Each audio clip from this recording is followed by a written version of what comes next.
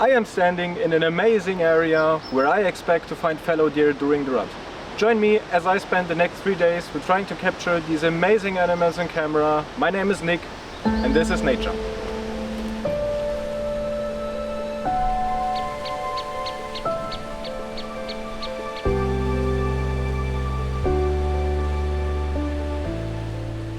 As I have a lot of challenges to master, just as finding out where the hell the deer are in this huge forest, let's not waste any time and get started right away.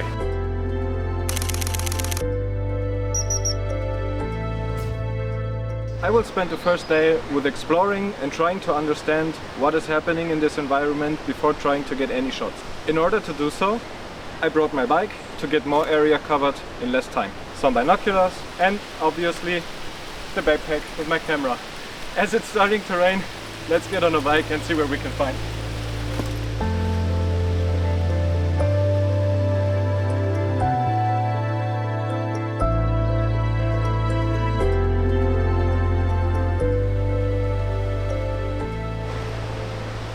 I couldn't find any deer, but it was only 2 hours now. What I could find was the jay, which is really cool, one of my favorite birds. I could find large ant mounds like this high. And with that, of course, a lot of woodpeckers. This indicates just how well this ecosystem works. The missing piece of our puzzle is the fallow deer, so let's keep on riding.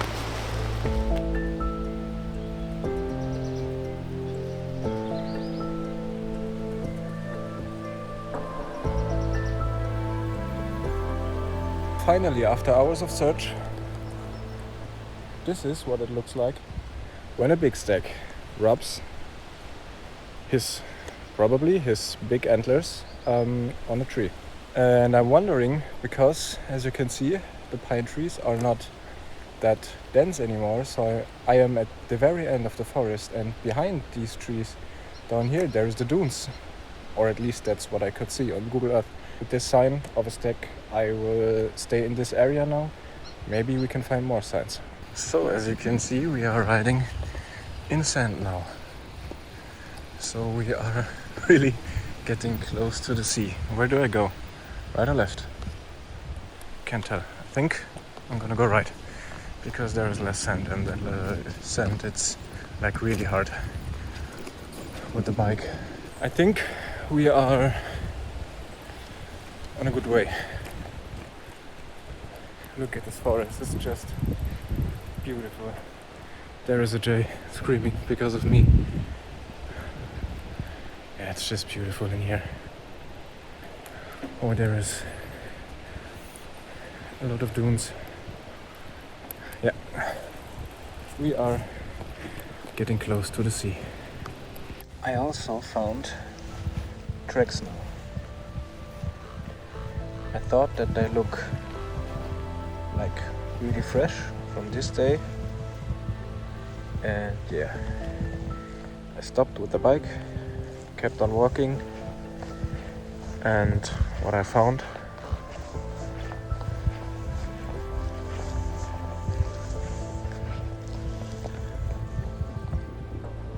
was this group of fallow deer.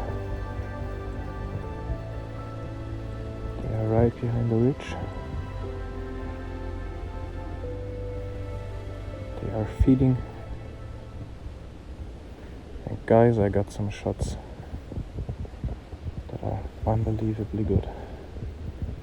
And the best part is this. This is the biggest stag, fallow deer stag I have seen. You can't see him properly now because there's some grass in front, but yeah, I'm also really lucky with the wind. The wind comes in my direction, which also allows me to speak. I think he was fighting, but it was behind the ridge. I heard stags fighting behind there, so there must be more stags. There is another one rubbing his antlers. Maybe that was the one he fought, because he came back with him over the ridge, and the other one was like, yeah, not that happy, but the big one still tolerated him. I think this is the ultimate stag around here. He is just massive, and he is also, his body is much bigger than the other ones.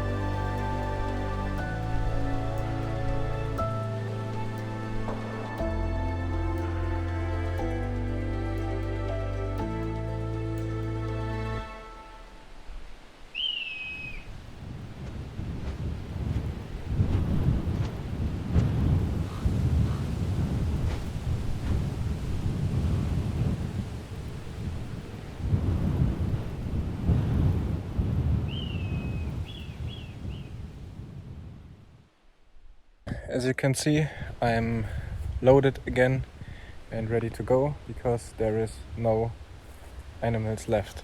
This is not because they just left the area, this is because the TV came and they wanted to film the rut, and the woman with the microphone with a like 2-meter long arm with the microphone on top thought she could like run into the animals and get some nice sound. Of course it did not work. All the animals got scared and left the area. That's like the most stupid thing I've seen in a while. So I will come back tomorrow. So, good morning, day 2, and already bad news because I was at the spot and there was no deer, empty, just as I expected. So at this point it gets really difficult, but it's even worse because I checked the weather yesterday and tomorrow there will be heavy rain and heavy winds, which means that today is our last chance to get the shots that we want. Yeah, I'm a little nervous, but I'm very confident. I have to be very confident, otherwise this will not work today, because I did my work and plan B is to go all in. And in order to do so, I contacted a few people in Instagram, and like a bird guy, some ornitho guy, directly answered all my questions. And what he told me was that this fence is only there to protect the area from tourists during the months of April and June. The deer do not care. I have seen many places where they just get through, just as deer do everywhere else. They jump over it, they go through the fence. I found some fur in the fence, so for them it's not a problem. So they made it because a lot of tourists during these months, and they want to protect the area because there is thousands of gulls breeding in this time in the dunes. But as we have November now, the area is opened, and he told me where is a door where I can just go in the dunes. So that's what we're gonna do. He also sent me coordinates where to go on a really high dune to get some overview over the area and maybe already locate some deer. He told me that chances are good from this point. He always sees them from the distance, but he also told me that the distance I have to cover to get to them is quite big, and it's hard to get there because it's sand everywhere, and just as it was with the bike, like riding through the sand, it's with walking, and with heavy gear on the back it will be difficult. But as I said, we will go all in. Let's move on. So I've made it to the point where I can enter the dunes. It's getting sandy. The area is getting beautiful. The bike is fixed. There is our door and we can enter. As it got really busy with people, I decided not to go the main path. I am now in a little hidden forest, and I will now put the ghillie suit on and have a look over the ridge, because that's where the rutting calls came from. Let's go.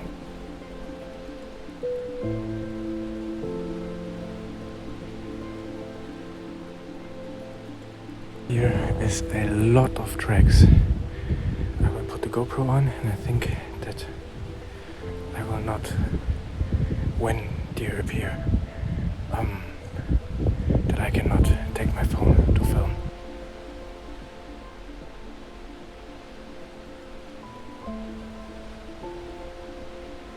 Beautiful scene. Let's get behind this ridge and maybe we can even have a better look behind there. Also, there is the sea. You can see the sea on the horizon. Absolutely amazing.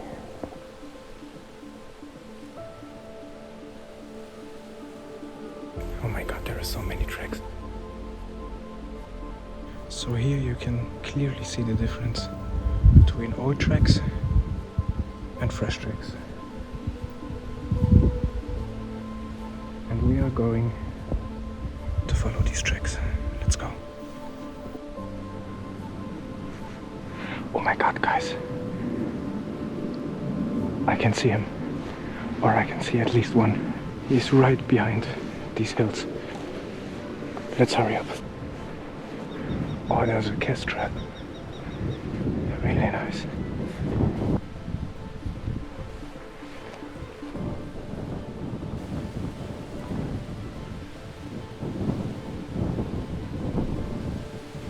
Here we go, guys.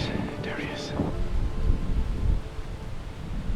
But I think I will carry on and let him rest, because resting is really important for the stacks during this time of the year, as the rut is really exhausting for them.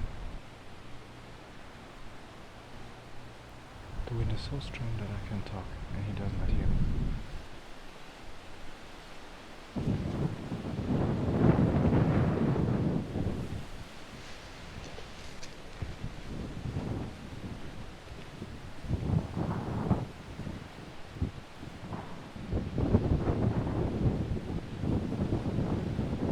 So many deer, guys. So many stacks, so many big stacks. Oh my god, I'm so hyped right now. In the morning I was like, this is ups and downs of wildlife photography. I decided not to go any closer in the open field, as there would have been no cover for me. But this tree on my right seemed to be absolutely perfect to sit down comfortably, get to eye level, and wait for deer to come closer. As you can see, I was proven right.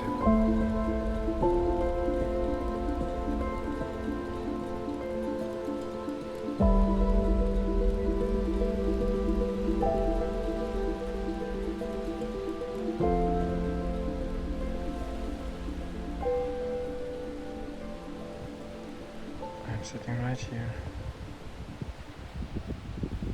And there is the stack.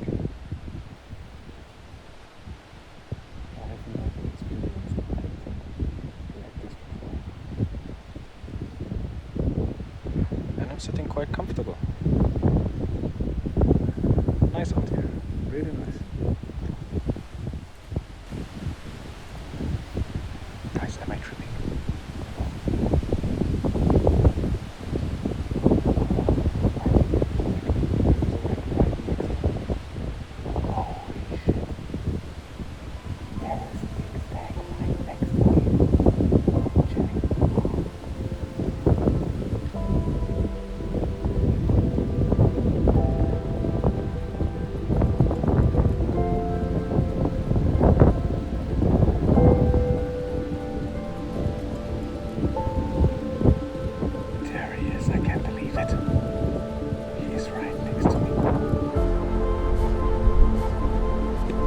Then a small stack appeared, and as there was so much happening at the same time, I got a little nervous. And by saying a little nervous, I mean very nervous. I couldn't decide what to film or what to photograph, and I switched subjects all the time.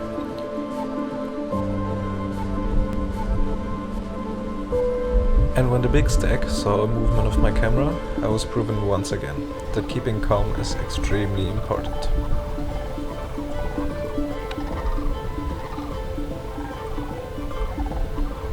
He didn't know who or what I was, but he was sure he had seen something that didn't belong there.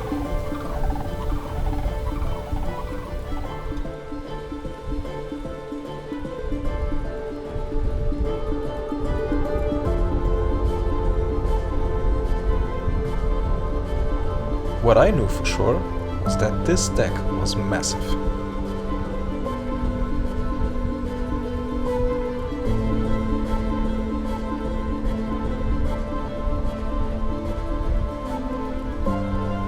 He left the area quickly, but luckily not in panic.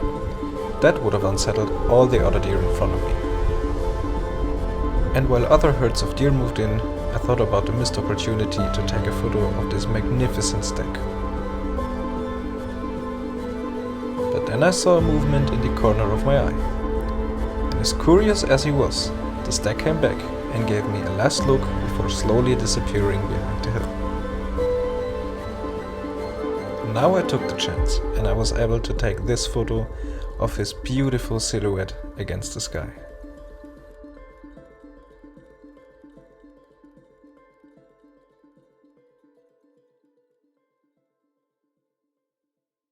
And then I went for a pee.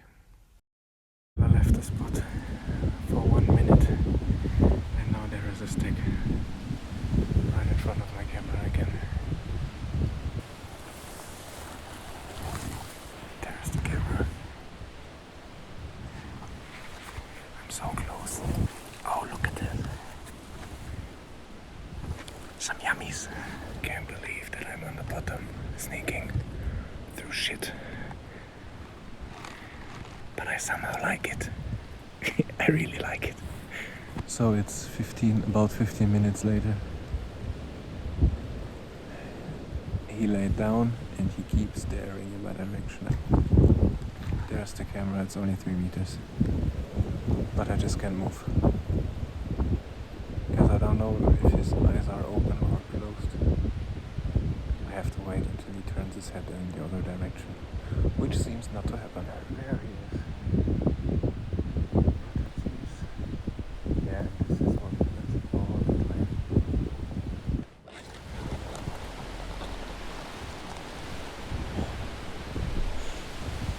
I made like 1.5 meters. And then he turned his head again. And he's staring in my direction again. Now he turned it. Yes, and he's rubbing his head.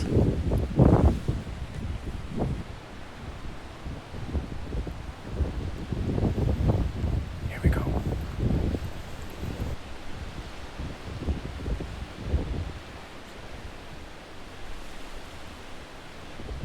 This is it.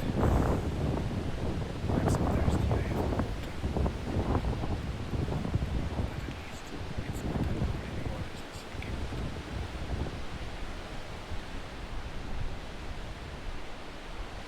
Then it was very quiet for a long time. The herd in the distance kept on feeding. Their biggest stack appeared sometimes, keeping his herd together very aggressively, but that was it for more than 1 hour. But then out of nowhere, another stack appeared and stepped on the field in front of me. He was less than 20 meters away from me, and I was moving a lot, panning the camera along with his movements, but all he cared about was getting to that spot. The male that was already resting there for hours of course did not like that, and soon there was a lot of tension on the spot and everything seemed as they were going to fight for it. I was so ready and I really wanted it to happen. They walked along side by side, showed off their body and antler size, and then they both backed off.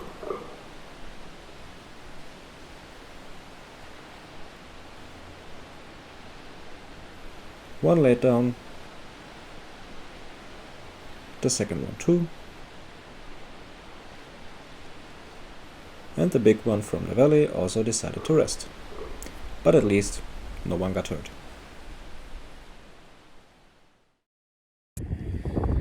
So it has been 3 more hours now and nothing happened. It's freezing cold, the wind got heavier and colder, it rained. I'm absolutely wet.